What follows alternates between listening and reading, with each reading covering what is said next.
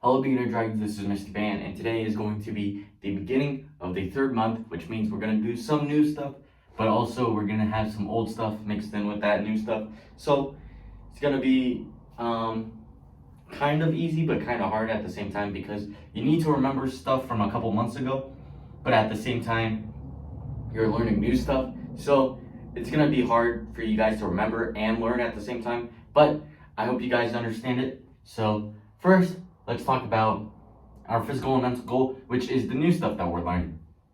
Our physical goal is speed, and our mental goal is perseverance. Sorry, I had a brain fart for a second. So first, let's talk about speed. Speed is a pretty simple thing to understand, but we're going to be talking about 3 types of speed this month. There's explosive, reaction, and illusion. This first week, we're going to talk about explosive speed, but first we have to know what speed is in general. So speed isn't quite going fast. That would be having fast speed. Speed is more so how fast or slow you guys are going. So if you guys are going really, really slow, then you have really, really slow speed. But if you're going really, really fast, then you're going to have really, really fast speed. There's certain times you want to have certain types of speed, like if you guys are sneaking around, then you would want to be really, really slow so that someone doesn't just see you running across the room. But if you guys are trying to have a race, you'd want to go really, really fast, stuff like that. So that is some like examples of speed. It's not quite going fast, but it's also not quite going slow. It's basically how fast or slow you guys are going. So you could have really, really slow, you could be in the middle, you could be really, really fast. That is all speed of any sorts. Now that we've talked about that, we're going to talk about the specific speed that we are talking about this month, this week, which is called explosive speed.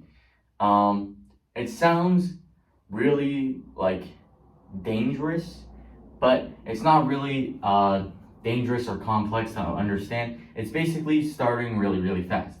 So if you guys are in a race, if you start really, really slow and it's like from here to here, you're not really going to go really fast and you're going to go and lose. So explosive speed is basically starting fast.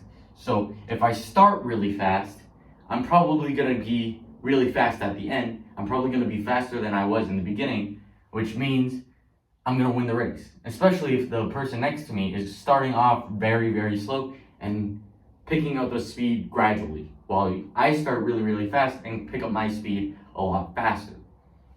So that is explosive speed. Basically, starting off really, really fast. One thing that you can do to practice this stuff is a game that's called shoulder tag. It can be a little hard to understand.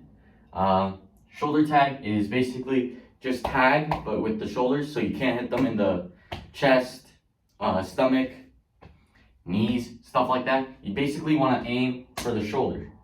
And if I'm going really, really slow and I'm touching their shoulder, that means they can probably block it or move out of the way before I even touch their shoulder.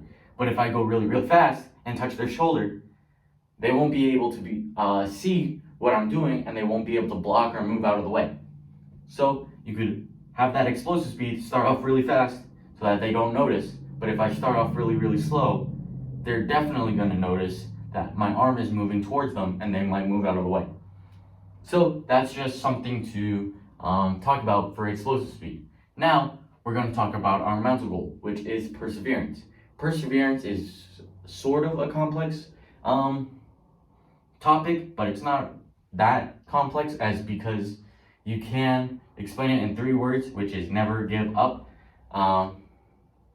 That's how I think of it. Perseverance is basically just don't give up, even if it's hard, even if you're having a bad day, even if the world is breaking down, you're not going to give up. That's what perseverance is. You're not going to give up no matter what you do, no matter what happens in life, you're not going to give up. That's what perseverance is. So let's say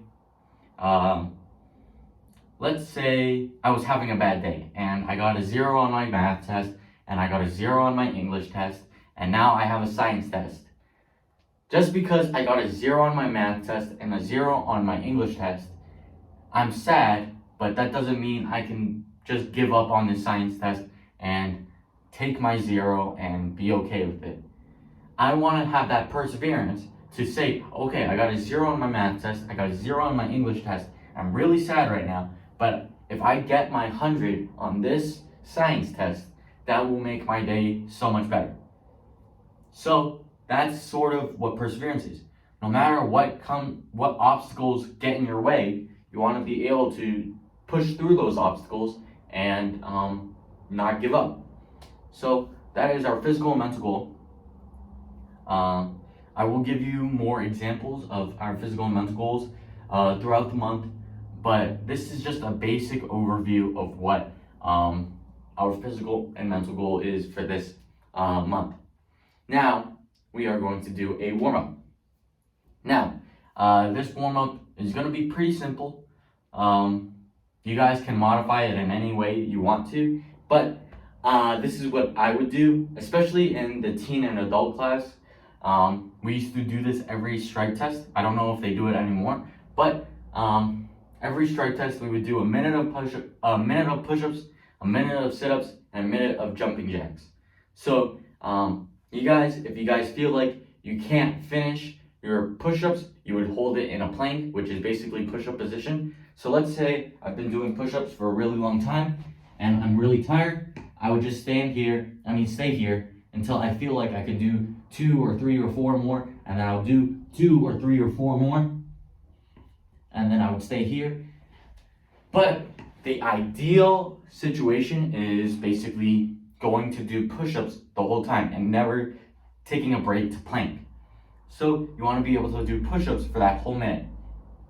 Then you would do sit-ups that whole time. You can't do anything instead of sit-ups. You have to do sit-ups that whole time. You can't just lay down on the ground on your back.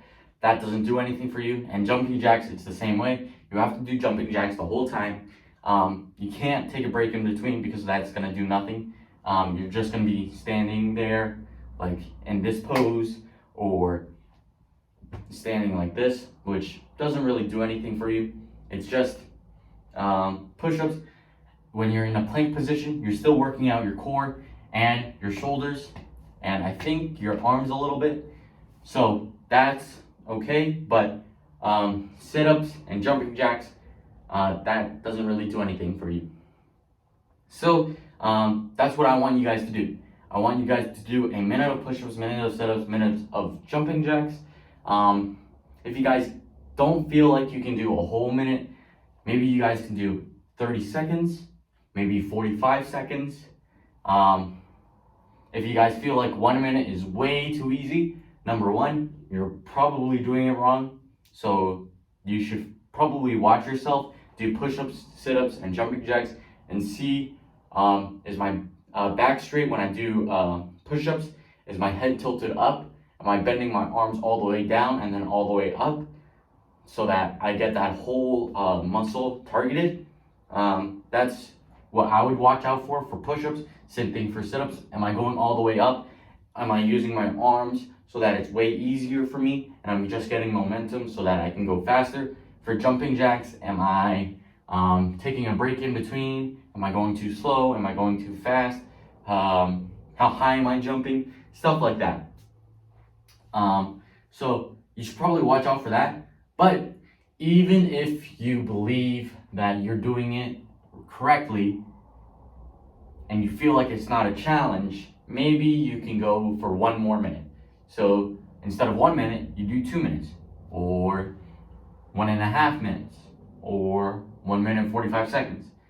Stuff like that.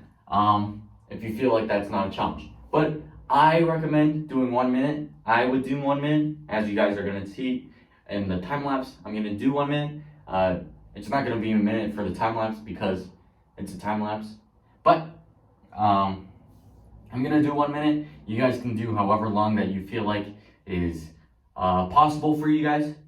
And then after that, take a water break, stretch it out, and then come back to the video, and then you guys can relearn something we learned 2 months ago. And I will see you guys after the time lapse.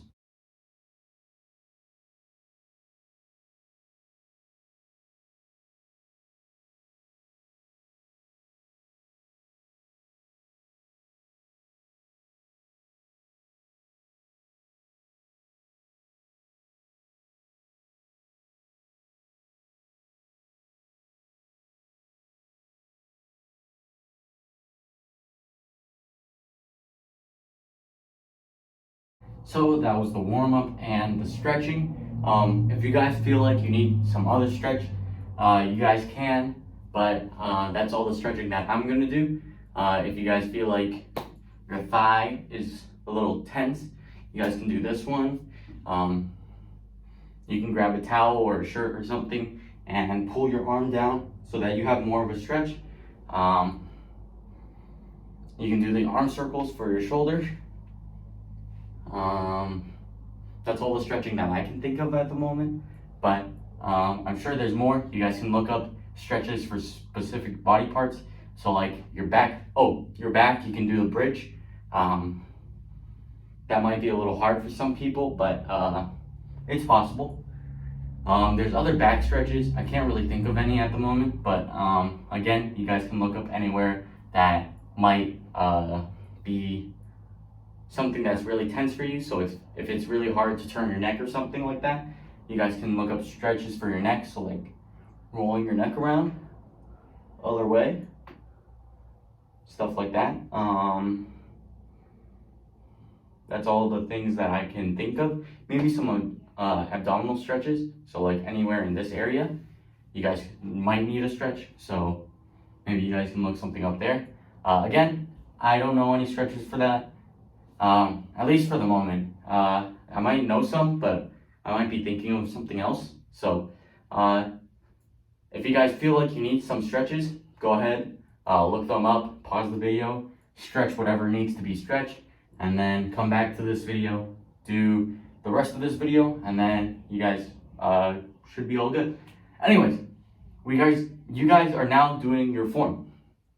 So this is part A, so this is from the first month. So if you guys need a in-depth teaching of it, so like if you guys don't know how to do a back fist or front kick or something like that, go back to the first month.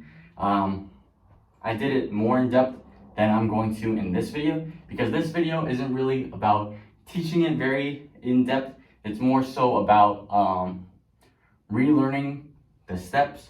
So like just getting the motions down so that we understand what's going on, so that when we do get to putting back part A and part B together, we'll have it all down in one motion, and then we can go in depth in month 4 so that we have those deep details, so that if we ever get in a fight or we ever need to defend ourselves, we can use these moves, not the form, but these moves that we use in our forms to defend ourselves. So like a back fist.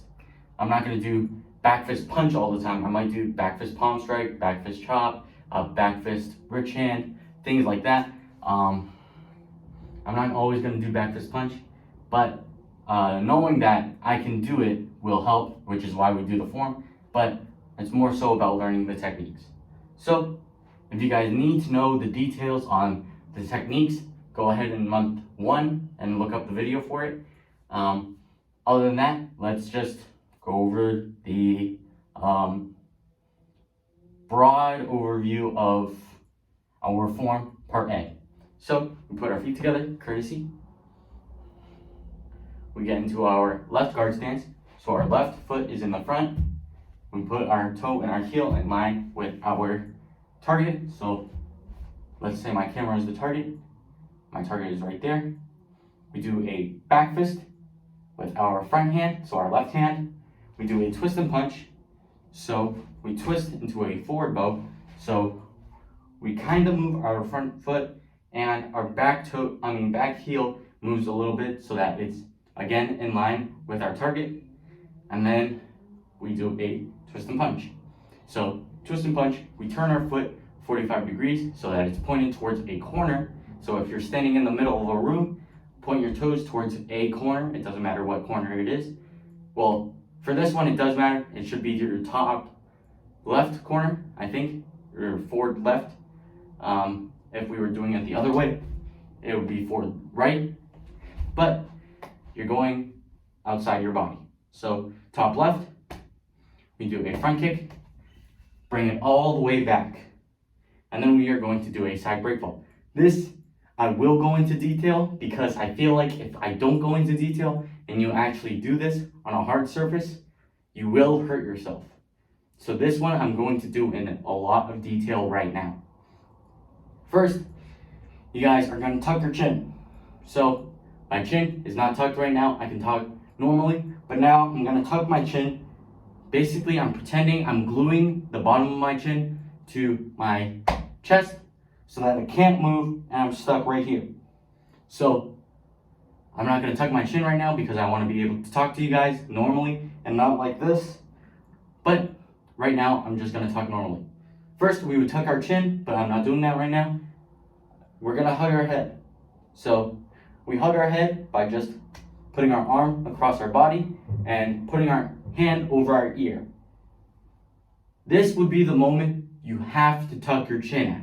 Because if you do not tuck your chin, you might hit your head on the ground. And if you hit your head on the ground, you might lose your memory or you might hurt yourself a lot and you won't be able to do zooms or anything. And that will hurt a lot, which, trust me, I have some friends with concussions, which is a head injury, which this can cause if you guys do it wrong. It's not very good. So don't hit your head too hard because you will get a concussion and that's not very good. So first, tuck your chin, hug your head, keep your chin tucked. Now I will tuck my chin because I don't want to hit my head very hard. So tuck your chin. Now we are going to bend our knees and then our butt is going to touch the floor. So bend our knees all the way so that our butt touches the floor. Remember, keeping your chin tucked. So now we're going to go to our side and now our rib side is going to touch the ground. So from a side angle, it looks like this. Our butt just touched the ground and now our side touches the ground. Again, make sure that you're tucking your chin, and then finally you slap the ground with your right hand. So it goes butt, side, arm. Make sure that your head never touches the ground. If you touch the ground with your head and there's a lot of momentum in there, you're gonna hit your head really hard. Your head is going to bounce a lot off the ground and it's gonna hurt a lot. And you might get a concussion, which means you can't watch TV, you can't use a computer, you can't use your iPads, your phones, whatever. You can't use any of that. So do not hit your head. That's very important. So that is what we are doing for our form. Let's go over that one more time. Now, I'm not going to go in so much depth with our side breakfall because if you guys needed that refresher, that is where we would have had it. So if you guys still don't understand the side breakfall, watch that one more time, see if you guys can get it from there. If not, watch the last or the second to last form video. So class part A, the third week of month 1. I think that's where I taught it. If not, just watch a couple of the videos so that you guys will understand how to do a side breakfall. So altogether, it looks like this. We get into our guard stance, we back fist, we turn our hips so that we're in a forward bow, twist and punch, turn our foot 45 degrees, front kick, bring it all the way back, hug our head, tuck our chin, side breakfall. This is what it looks like from the side. And now we're gonna add one more piece before we finish. In month 1, I don't think we did this, but now I'm teaching it. It's a little extra, but you guys are gonna do a sidekick. So we bring our foot all the way to our front like this, and we kick out to the side, like that. So our hand is up here. We just did our side breakfall. We bring it all the way up and out for that side kick. When you do a side kick, you wanna hit it with the heel of your foot, so the bottom right here, nothing else, just our heel. So, kia, like so. And for this one, I want you guys to practice this a couple times throughout the week so that you guys have it down. And then when we do combine part A and part B, we will have this solid and you guys won't have to look at the video for every single move. And I think that is all that I have for you guys today. What I recommend doing when you guys are practicing this, do maybe 2 moves one day, 2 moves another day, and then combine those moves so that you guys have it down solid when you combine them. So let's say I want to practice back fist, twist and punch, front kick. I do that maybe 10 times in the morning, 10 times in the afternoon, 10 times at night before I go to bed, so that I have it down solid and I remember it. Then the next day I'll do side break fall, side kick, side break fall, side kick, side break fall, side kick, 10 times morning, evening, afternoon. Morning, afternoon, evening.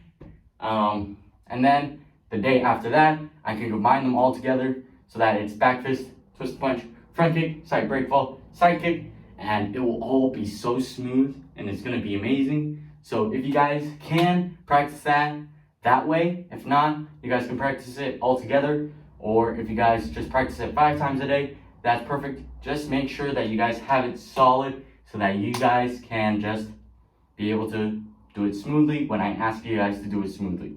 And I will see you guys next time. Bye.